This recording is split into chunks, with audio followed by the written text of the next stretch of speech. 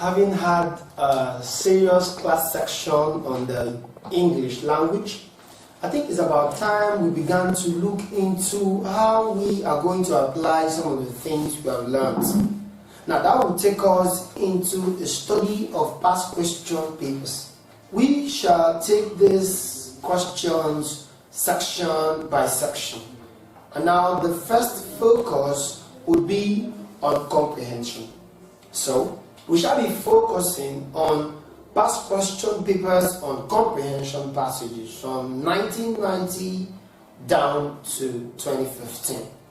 I'm sure with that we'll be able to a very large extent apply some of the things we have learned during the English language learning section.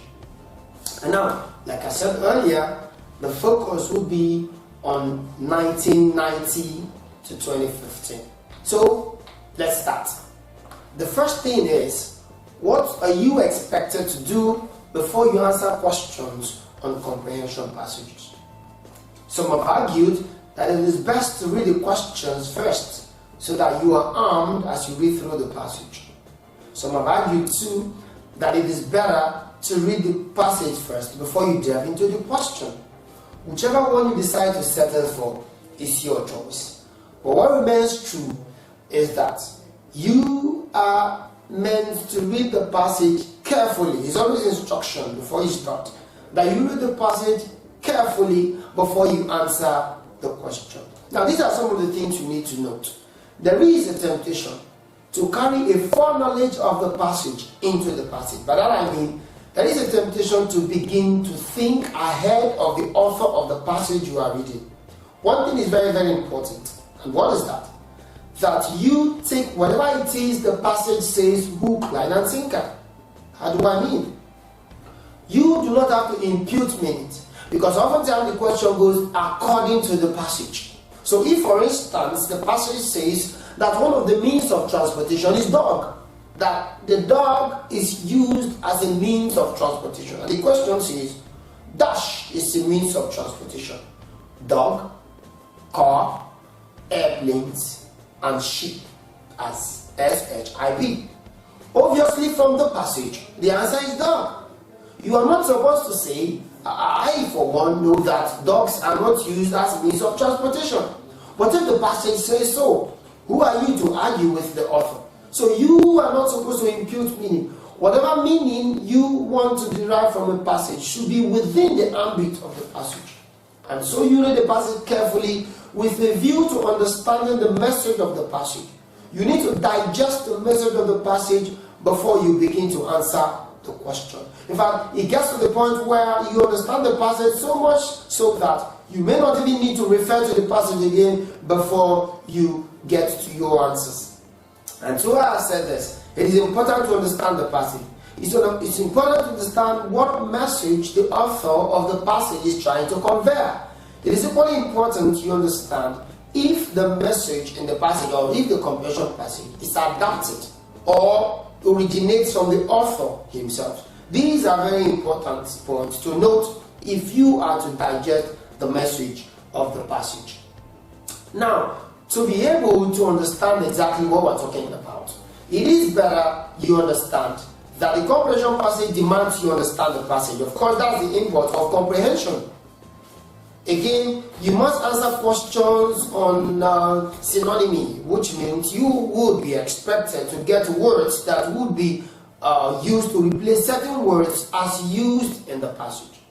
You would equally be expected to give the grammatical name of selected group of words and of course what they do in that context, and that's the function. These are some of the questions you need to answer by the time you're through reading the comprehension passage. I'm sure you're wondering if we're going to be reading a comprehension passage in this section. We shall be reading comprehension passages from the year 1990 and of course down to the year 2015. And for the sake of convenience, we shall be picking one comprehension passage for each year. So for 1990, we shall be focusing on the first comprehension passage. And we shall be running that until we get to the year 2015. Now very quickly, let's go to the comprehension passage, the year 1990. And that's the structure there says, answer all the questions in this part, and that is part B, section 1. The next instruction says, read the following passage carefully and then answer the questions which follow. So we shall then, in this section, read the passage carefully, and then of course we shall now go into the answering of the questions. So we go now. I'm sure you're listening. Okay. Though Hitler is dead, many mysteries about him remain unraveled, especially the mystery of how he was able to rise to supreme power, the source of his strength, the nature of his ultimate beliefs, and the workings of his fatal weaknesses. All these will be debated for many years to come. No final assessment could be made at the time, nor can we reasonably expect to reach a final assessment in our generation. Hitler's verdict on himself was given in the testament he drew up the day before his suicide. It is an astonishing and revealing document. Having sacrificed millions of Germans to his own glory, he claimed that all his actions had proceeded out of love and loyalty to his people. With perfect detachment and single-mindedness, he claimed that he had shown the German people the way which destiny had pointed out to them, and it was not his fault that they had proved unworthy of the task. He urged the Germans to continue the struggle. While he was dictating these words, the Russians had encircled Berlin, and the Chancellery was being bombarded by Russian guns at close range. Hitler wrote that he chose to die by his own hand rather than submit to cowardly abdication or capitulation. But most revealing paragraph of his testament referred to his possessions, which he bequeathed to the party, or if the party was no longer in existence, to the state. Should the state be destroyed, no further decision on my part is necessary. And that is the passage. We want to understand a few things about the passage before we go into the questions. First, this passage has one character in focus, and that character is Hitler. The passage tells us the story of the totalitarian, or if you like, the leader of the former USSR, who was regarded as someone who was high-handed in authority, who ruled his people with rock and diamond mind, who frustrated the people of Germany, killed a whole lot of them. Of course, the story of Germany is being painted, Hitler rather, is being painted there, and of course how he committed suicide and how he refused to be captured. These are the things the author has painted here. And by the time we go through the questions, we will show our understanding proper of this passage. And so we go straight into the question.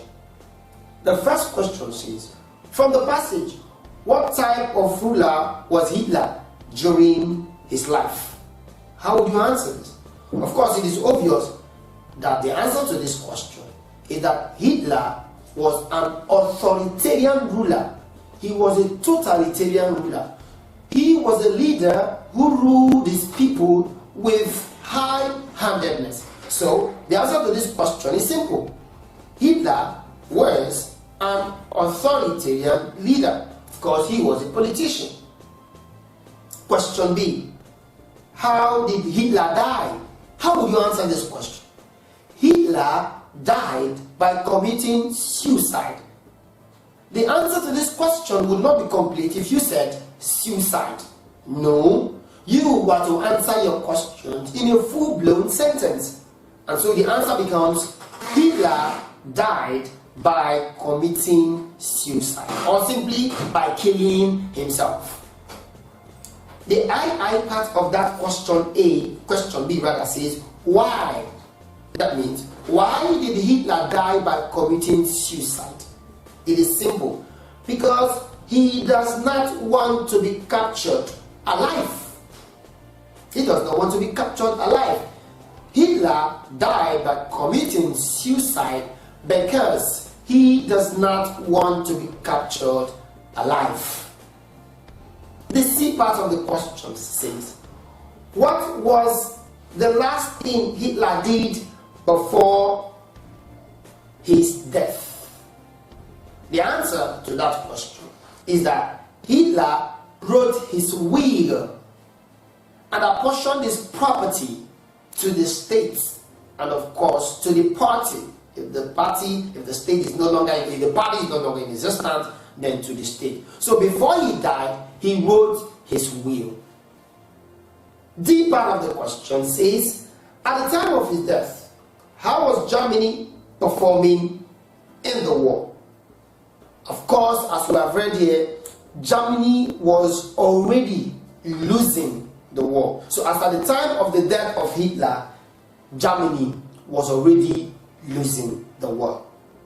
The E part of the question says, what two options did Hitler give for disposing of his possession? Hitler ordered in his will that his possession be given to either the state or the party. These were the two options given.